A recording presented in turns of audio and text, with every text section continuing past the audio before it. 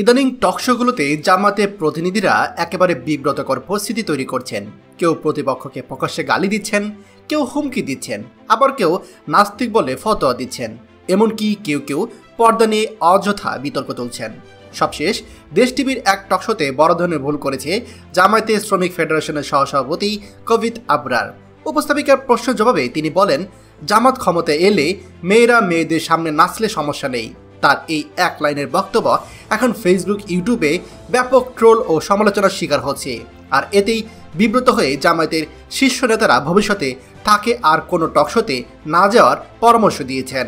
মূল সমস্যা হলো, বিভিন্ন চ্যানেলের উপস্থাপকরা সবসময় চান জামায়াতের প্রতিনিধিদের বিপদে ফেলতে। এজন্য তারা সচেতনভাবে কম পরিচিত, কম পড়াশোনা করা দুর্বল নেতাদের টকশোতে ডাকেন। এতে তারা সহজেই হাসি ঠাট্টা পাত্র হয়ে যান, আর দলও ক্ষতিগ্রস্ত হয়। অথচ বর্তমান পরিস্থিতিতে দেশ বিদেশে অনেক পর্যবেক্ষকই মনে করেন জামায়াত রাষ্ট্র ক্ষমতার কাছাকাছি চলে এসেছে।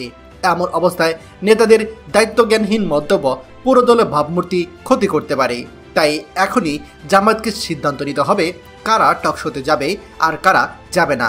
যেমনভাবে আমির হামজা বা তারেক মনোয়ারদের ওয়াজের মাঠে কথা বলার ব্যাপারে সতর্ক করা হয়েছে, তেমনি টকশোতেও নির্দিষ্ট কিছু লোককে সামনে আনতে হবে।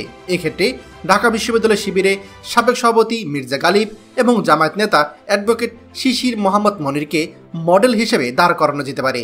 এই দুজন যে কোনো জটিল প্রশ্নের ঠান্ডা মাথায় সুন্দর শব্দ চয়নে জবাব দিতে সক্ষম। অন্যদিকে বাকি অনেক নেতা টকশোতে গিয়ে ঠিকমতো উত্তর দিতে না পারায় দলকে হাস্যকর অবস্থায় ফেলছেন।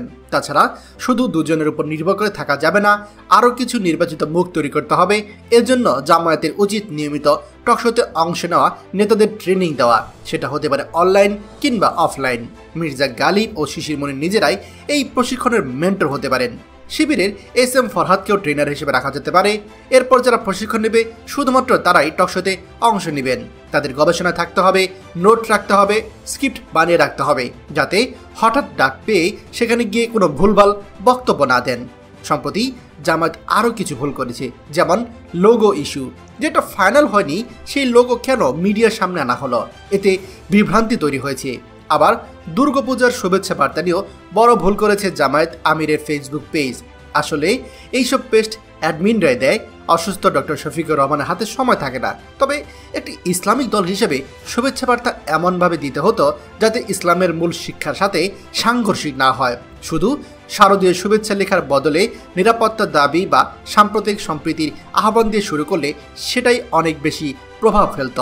শুভেচ্ছা দিয়ে আসলে বার্তা ঢেকে ফেলা উচিত হয়নি।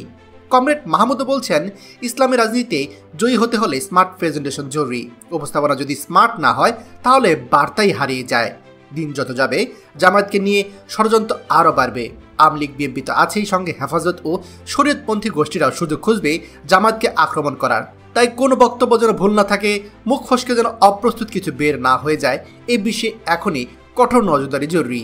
আপনারা এই বিষয়ে কী ভাবেন জানাতে অবশ্যই কমেন্ট করতে পারেন।